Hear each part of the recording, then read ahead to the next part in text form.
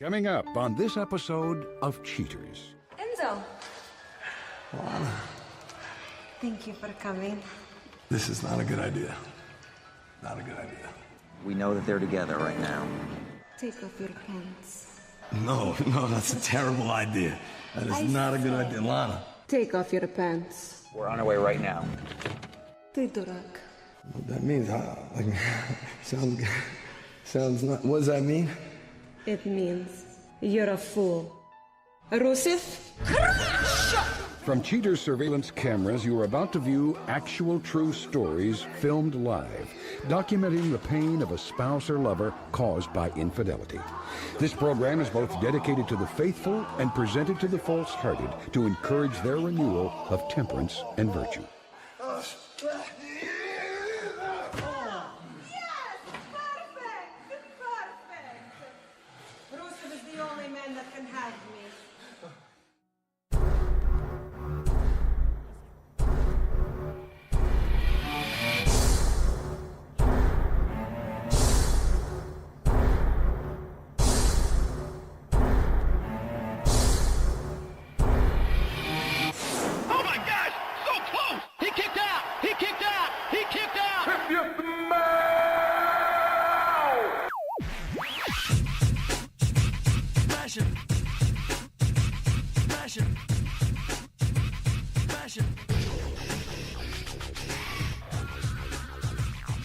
Welcome to the Full Nelson Press Podcast, episode 52, WWE 2016 Roadblock event. I am the creator of the FullNelsonPress.com. My name is Brandon Kirkpatrick. You can find me on Twitter at JohnnyJONNY_Tango. I'm here with the shortest reigning tag team champion, Mr. Peter O'Brien. You can also find him on Twitter at MVP360. And of course, you can follow the Full Nelson Press on Twitter at TFNP.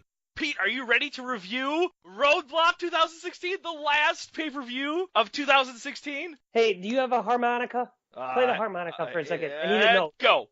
Jingle bells. Braun Strowman smells. The women's match was all right. Kevin Owens and Roman Reigns. Boy, that was a waste of time. I love it. Hey, yo. Oh, that just sucks. All right, well, thanks for listening, everybody. See you later. Let's give me a record deal. That right there could go cardboard. Absolutely. Maybe not platinum. I might go myrrh. And we'll go gold or frankincense. I'll go myrrh. Ooh, Christmas puns. This is going to be a fun episode. Hey, yo. All right, let's get into the Kris Kringle kickoff show. We have Renee Young, Booker T, and some weird guy from SiriusXM. Oh, that guy's the worst. What? He is literally the worst. I was waiting for like halfway through the show, him just revealing like, surprise, I'm not from Sirius, I'm a magician. It was me, Austin. He was bad. I didn't like him at all. It was cringeworthy, totally cringeworthy having him up there. Pete, we need to get you up there. Yeah, oh my God, it'd be so funny. Like, what do you think of this? And I'll be like, oh man, let me tell you. Renee's like, Peter O'Brien, what do you think of the situation with Sami Zayn? Roman Reigns needs to be out of the company immediately. Roman Reigns is sitting in the back going, I bet you I could last against Braun Strowman. I bet I could last against Sami Zayn for 10 minutes. God. Eye roll after eye roll. Tom Phillips has an interview with Sami Zayn. It's 10 minutes of just Sami Zayn just trying to prep why him lasting 10 minutes in a match with some guy is like overcoming something. And then, of course, storms off the interview. And Tom Phillips is like, oh man, I wish they would just give me 2 guests tonight. I could fill 1 interview segment. It's pretty hilarious because it's just like, it has the same face every time it ends. It's just like, oh man, he's really angry. Yeah, he is angry. So, like, during the, interview process, Vince McMahon's like, Tom, I need to see your pout face. And he just shows this, like, just sad puppy dog. Perfect! That's what I need! Send him out there! Like, come on. I just don't get it. Can we just stop with kickoff shows? Why? Well, then we wouldn't get these moments like when Rusev and Lana, they end up having this argument with Enzo Big Cass, which this whole thing just sounds like a weird Craigslist hookup. Even just watching the kickoff show just gets you caught up on everything. There's no reason to watch any of this weekly television anymore, which actually I think is a good thing because I don't think we have any more room for Raw and SmackDown to watch in our weekly wrestling schedule. I hate to say this, but I don't watch NXT anymore because I just can't. I just can't keep up with everything. Just stop watching Raw and SmackDown and just concentrate now on NXT. NXT. Yeah, I know. Like, that's what I'm thinking about doing. At least those get, like, updates, like 205 Live and NXT. I don't see a lot of stuff with that. So I'm like, I might stop watching Raw because you can read up on those. Right? And now that someone came back to the old cruiserweights, I'm going to have to start watching 205 Live a lot more. All right, so the rest of the kickoff show, there's a match between Rusev and Big Cass, which ends with just Rusev getting the win because of distraction from Lana. Congratulations. Let's go right into the traffic block pay-per-view. The first match is the tag team title match. The champions, The New Day, taking on Cesaro. Did you just call him Cesaro? Cesaro. Shamro. Shamro? Shamro? Shamaro? Shamaro. Wow. No, I like Cesaro. You'll love my nuts. Okay, yeah. Well, now, before this match gets started, let me be the one that isn't clueless and say, we all saw this coming, right? Yeah. I almost thought they weren't going to win because I was like, it's almost too obvious. Yeah, but you saw that they won it. It's like, well, now they're going to drop it. One, why did Cesaro get a title opportunity? Because they won at Survivor Series. But then they lost on Monday night, and so did the Bullet Club or whatever. Why didn't they get a chance to do it too? It should have been a triple Now you're threat. just using your brain, Pete. You've Thank overthought you. creative. I know, my bad. That made too much sense. Back to the match, Cesaro, though, goes into overdrive, like, right away. I think he's like, am I winning a title tonight? And it was just like a happy puppy just running around in the ring. He was doing everything while Sheamus just sat in the corner with a wedgie, which was really weird. I've never hated Sheamus, and you know that. You've been on the hype train since the beginning with Sheamus. Oh, ever since he freaking speared Cena through a table, I'm like, this guy's the man. Oh. Like, he still has his attitude. That's what I like. They didn't make him into a stupid slapstick guy. He still has the attitude there. He still cracks a joke here and there, but he isn't completely like, oh, hey, Phil, I'm going to tell you a joke. Okay, why did the chicken cross the road? Like, he actually still has that anger, and that's what makes it good. And Cesaro's just playing right off of it. Oh, yeah. And can we talk about the fact that Cesaro is just flat out the man? He is literally one of the best in-ring workers WWE has. He did that Hurricanrana into a swing into a sharpshooter without skipping a beat. He made Tyson Kidd relevant. Remember that? That's true. He did. Like, when Tyson Kidd came in and it was Tyson Kidd and Cesaro, I was like, this is kind of lame. No, they made it work. Now he's making this work. It's just like, the dude's the man. He's good. Right. I'm glad he got the title. That whole sequence was sweet. Oh, the finish was good. The finish was really good. I really like that. That fake tag. Yeah, because that even got me. I was like, oh no, are they going to cross each other? Because it didn't make sense at first. But yeah, really good. Congratulations to Team Hell No version 2. Well, you had to do something because after that toilet water match on the kickoff show, you had to come out on fire. Yeah, it definitely got the crowd going. My thing with this is, okay, so Cesaro and Sheamus are not friends at first, but then they started, like, becoming friends after Survivor Series, but as soon as they win the belts, Sheamus is right back to being an asshole to Cesaro. Like, they completely reset the characters back to what they were like day one. I don't want to see this just be this love-hate relationship between the two over and over again. I don't think he sent them back too far. I just think it was just like the way Sheamus was like, I'm not going to celebrate them. I won. I don't care about them. I did like that, Mark. That heel, like, where they're all, like, hugging and Sheamus is just like, fuck this, and just takes the titles. It makes sense because he's the one that's like, I don't care about them. You better focus on us. And Cesaro's like, well, I'm still buddies with people. I mean, whatever. Next match, good. Braun Strowman must last 10 minutes with Sami Zayn. Before we start this off, I just love the part where Eva Marie being the traded equal to Sami Zayn was an insult. Eva Marie's in the back like, hey guys, that kind of hurts. Even like them to stoop to the point where they're like, I traded you for Eva Marie, which they knew. Totally breaking the fourth wall. Yeah.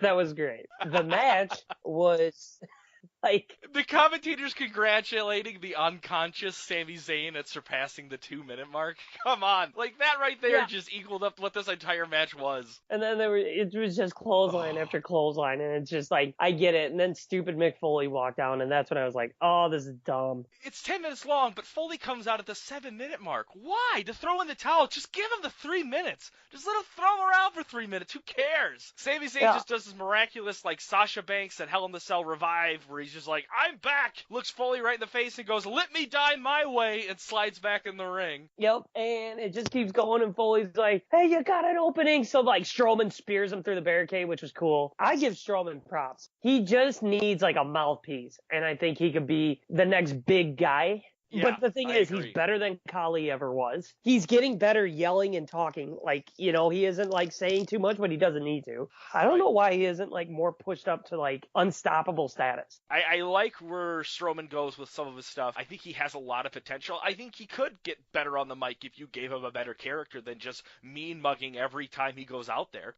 Okay, so match happens. Let's get to this. Oh, you want to call it a match? I thought it was just 10 minutes of intermission. Sami Zayn, like, all of a sudden powers out. Helluva kicks him. Due to the fact Sami Zayn won. By the way, JoJo was terrible. Yeah, she didn't know what to do. She lost, like, about 5 or 6 times. She's just sitting there going, like, what do you want me to say? Has anyone ever had to say this? You lasted 10 minutes, so, like, you win. JoJo, you're struggling. So you have Sami Zayn win. Now, here's where my problem was. Yes, you could have Sami Zayn last 10 minutes. Perfectly fine, right? Right. Why wasn't Braun Strowman completely irate and then decimates Sami Zayn to still show that he is that powerhouse? Because this didn't show anything to us about Sami Zayn. This is just like, congratulations, Mick Foley helped you distract him for the final 3 minutes of this 10-minute affair. This didn't make Sami look like he had overcome something. At least it didn't make Strowman look bad, because he was just there to be there. Yeah, and it wasn't, and I'm not sitting here saying Strowman looks bad, but I'm not saying he looks good. True. Like, why wouldn't he continue to destroy Zayn and, like, have Mick Foley be like, Strowman, you gotta stop. And then he goes, you should have thrown the towel in. And, like, slams him through an announce table. Right. You know? Or, like, throws him through a barricade. Like, does more to be like, you should have. This is on your head. And then that's where Mick starts getting all sad. And he's like, I can't have you on Raw. I have to trade you away because Strowman's going to kill you. And then, boom, he gets traded to SmackDown. Done. Wow. Writer!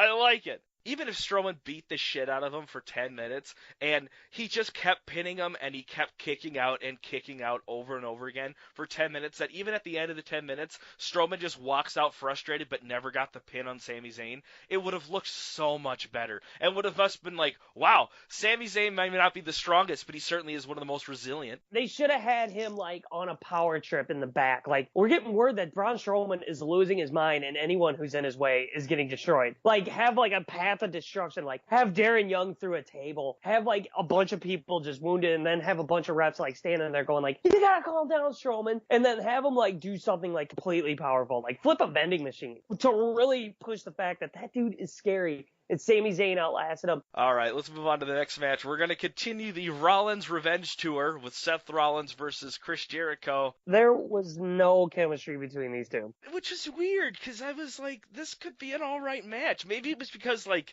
just the build for this, or it was supposed to be just something to keep the crowd entertained until we got to the last two main events. But I don't know. There was nothing. I only have, like, 2 notes about this match. There was nothing memorable. I don't know what to say right now. Like, it happened. Moving on. Cruiserweight Championship match. The champion, Ron Swan, puts his title on the line against TJ Perkins. You call him Ron Swan? I'm calling him Ron Swan. Why you call him Ron Swan? Because that's his new nickname, starting now, since I forgot his first name was Rich.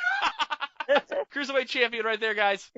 Is it bad? I kind of forgot to. I was like, wait, he does still have it? He puts his title up against TJ Perkins and the Brian Kendrick in a triple threat match. Austin Aries is on the commentating table, and this was probably the best part of this match, was Austin Aries. Every time they ask him a question, he immediately turns it into something about a compliment towards himself. Yeah, and what's awesome, too, is, like, he won't have that too long when I get in there. And which I'm sitting there going, are they putting Austin Aries in this? The one thing that's failing with the Cruiserweight division is we're only seeing the same 8 wrestlers. You turn this into 16 wrestlers and you at least have something there. Absolutely. And you know what? The man with the plan, Mr. Brian Kendrick, he had a plan the whole time. And you know what it was? To just be forgettable. He was barely in it. Nothing. He rolled out of the ring in the first minute and that was it. I know he's trying to be a heel, but you still have to do things. TJ Perkins has this video game character, but he's so bland. Yeah. There isn't like that oomph of like, I think he's too young yet. He needs some more time. So what is he, like 22? I think so. But I think it'd be better if he was a heel and they turned him into more of like a millennial kind of hipster, like, Yeah. I deserve everything. I think he could get over a lot more that way than he is in this face that he's trying to do. Come out with headphones and like sunglasses on, change his theme song to like something more like hipster, and that move where he just hangs in the ropes, like have that be like how he enters the ring, just like run and jump into the ring and just pose. This match is just a leg lock affair. Like, everyone is putting everyone in leg locks. Everyone's just trying to get everyone to tap. And everyone's going for the ropes, but they keep forgetting that it's a triple threat match, so the ropes don't count. There's even at one point, Perkins actually lets go of a lock because Rich Swann grabs onto the ropes. So it's just, none of this made sense. And Swann retains, so good for him. But then...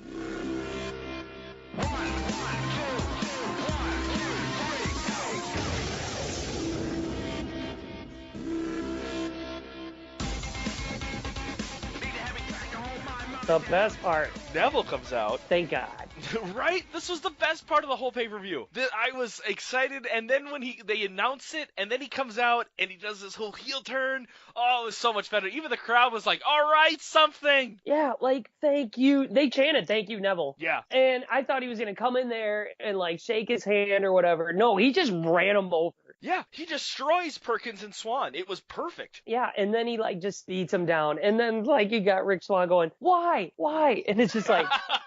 I love that. If Neville can deadlift Kevin Owens into a powerbomb, just imagine what he's going to do to those guys. Now that he's heel, I think we should team him up with Tony Nese. It'd be the perfect tag team. And also, if you're going to do 205, let's make a Cruiserweight tag team belt. I don't think that's asking for too much. You can only have that as an exclusive thing that's only defended at 205. It would be great. Definitely on board with that. But, like, then you would have to probably extend 205. No, only if it's an hour. You have 3 matches, so you'd have a tag match and then 2 singles. Exactly. And that tag match doesn't need to be something that's defended. It could be a number 1 contendership, or just 2 tag teams just trying to move up to the number 1 contendership. That way, you give Epico and Primo something to do. No, they're done. Let's be real. They are done. Are you kidding me? They're on their 3rd gimmick, man. WWE could create at least 2.5 more and probably bring back one of them before they retire those 2. Hey, I'm sorry. Los Matadors probably would have worked if they didn't just ruin them. Like, yeah, or give them a 10-minute entrance. Yeah, I'm sorry, WWE. The 10-minute entrance, that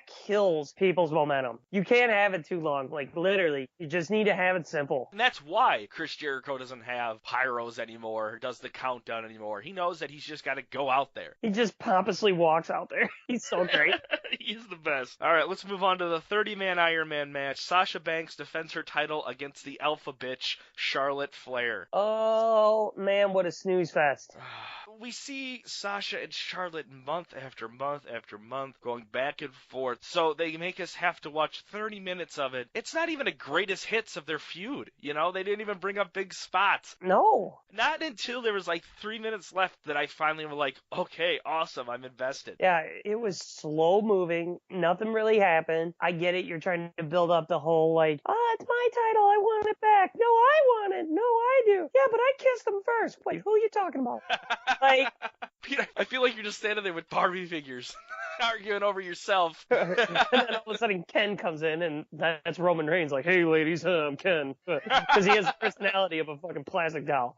So it was just slow. Yeah, at the end, then all the counts happen. And then you're building the suspense of, like, Sasha. And I'm like, she's going to tap out. This is so stupid. Building the suspense doesn't even explain it. It was like a 10-minute lock. The first pin happens 19 minutes into this 30-minute pay-per-view. And then Banks barely gets a roll-up with 8 minutes left. Charlotte then taps at the 6 minutes, and it's 2-1, the 6-minute mark. But Charlotte's like, I need to shut this down. And then just goes berserk on Banks' legs. For 5 minutes, they're in this figure 4 leg lock. They were in it for so long, Zack Ryder was in the back already tapping. Yeah, Zack Ryder already came up with a new gimmick. It's just brutal. Come on, this could have been so much better. It's an Iron Woman match. Do more things. Throw her over the announce table. Like, the kick where Charlotte kicked Sasha Banks' legs out and she falls face first on the steps. That was cool. I'll give him that. Here's my question. How did that not bloody her face up? But whatever happened in overtime,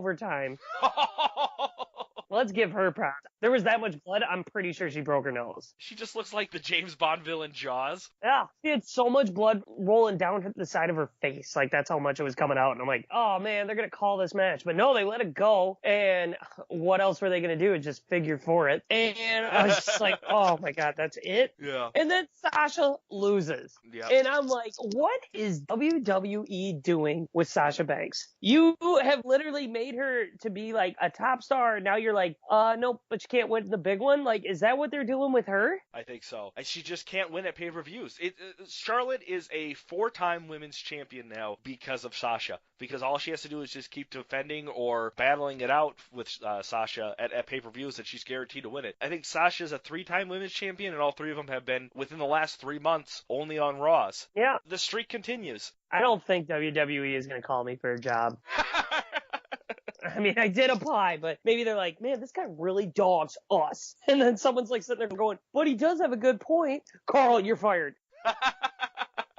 That might be it. Speaking of like bad employees, once Banks taps out and they go into overtime, again, JoJo is just completely clueless on how to react to this or call it at all. She couldn't spit it out. She was like, so because of overtime, Charlotte wins.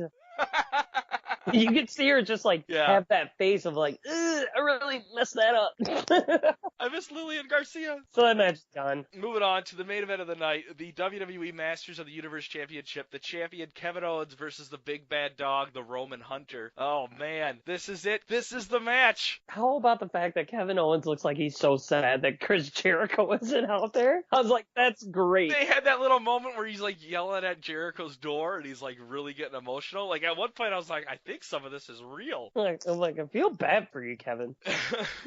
This goes to show you that is the route they were going to go and keep Balor the Universal title and have him go after like Rollins, and then Jericho was going to be like the next tag team to dethrone New Day. Oh yeah, I think you're right. I think Jericho totally would have been in the tag division. So they replaced Jericho with Cesaro.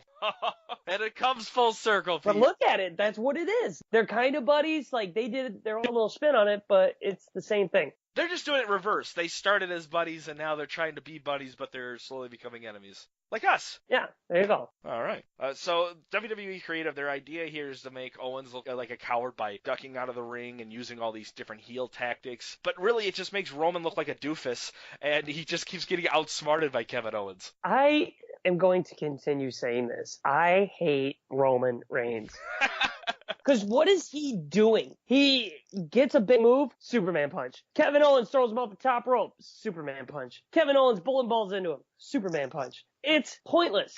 By the way, the frog splash through the table on the outside. Yeah. The best was it didn't break, and Kevin Owens, you know he's that guy. I don't care, it's going through. And like he'll do it. Where like some wrestlers would sit there and like freak out and don't know what to do. Kevin Owens is like, no. He's going through it. And he does the same move again. And not only that, but he's really good at being very vocal at things, so you kind of get what he's doing. And it makes it very comical. I think that's one thing that like I miss from CM Punk. Yeah. He would yell in the ring, and he looked like he was really having fun, and he could really control what he was doing. And a lot of wrestlers are more like in there, and then when creative tells me that this is a time to do a spot, this is when I'm going to do my spot. And they don't know how to like change it. Yes. That's where Kevin Owens is just awesome. So Jericho decides to come in and help, and he ends up code-breaking Roman, given the DQ. No, he code breakers Kevin Owens. Does he code-break Kevin Owens? Yeah, he code break Kevin Owens, so Roman Reigns was disqualified for outside interference. I must have missed the ending. I just heard the entrance. I wasn't even looking at the TV at the time. So that's what happened. All right, well, doesn't matter. They were helping out each other anyways. It was just one big ploy. Rollins then decides to come out, and they decide to attack Jericho. They put him through a couple tables, and that's how the Raw Super Show ends. Yeah,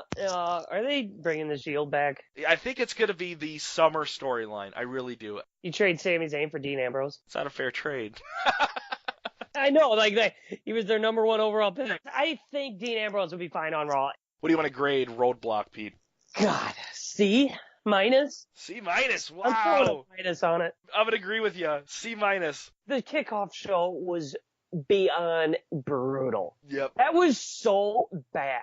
Like, that almost ruined the whole show for me. Like, after that, I was like, I don't even want to watch this. That's how bad it was. I liked the finish to the tag team title match, but not the match itself. I liked Neville showing up, but the match prior to it didn't matter at all. And then, like, the last 4 minutes of the Iron Woman match was the only things out of this entire 4-hour event that were slightly amusing. Should have been a Raw. Should have been a Raw. Should have had that UK tournament tonight. Yep. Done of the night, Pete. Oh, God. It has to be Rusev and Cass. Like, can I put them both there? You know what? You take Rusev, I'll take Cass. The Okay. whole big deal just sucks. You took one of the hottest tag teams and lowered them to that. Yeah. This is why I'm not hating Rusev. Are we supposed to be mad at Rusev for defending his wife? If a guy is trying to hit on his wife in front of him, is a guy supposed to sit there and not attack him? Like, That's a good point. I didn't even think of that. there's something about this that doesn't make me go, yeah, go Enzo. If I was Rusev, I would. I'd kick your ass. All right, stud of the night, Neville. Yep. I mean, I don't care. I am so pumped Neville is back. I've always liked Neville. Yes. He hasn't really had an area for him to flourish because WWE writing is clueless and doesn't know how to work anything. Put him in 205 in the cruiserweights. It's perfect. He's a heel. I love it. As soon as Neville showed up on the main event roster, it was like he could not get his footing anywhere. And him just showing up here in the cruiserweight division, you really just feel like he found what he was looking for, or where his potential can really shine. So excited for this. And let's be real, WWE, stop adding things to someone's gimmick from NXT. You added face paint to the Ascension, ruined them. You added a cape to Neville, ruined them.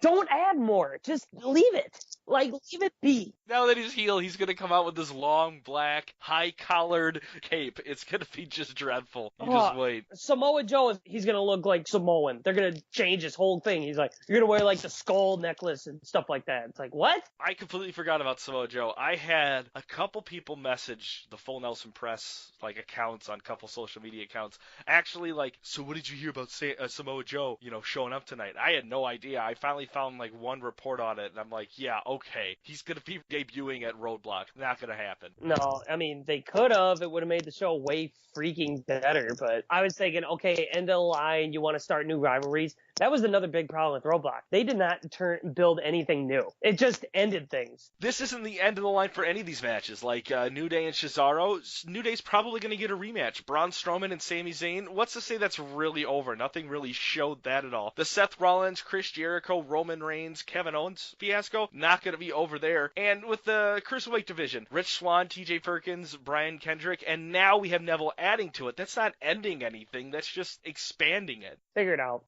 That's all I'm saying.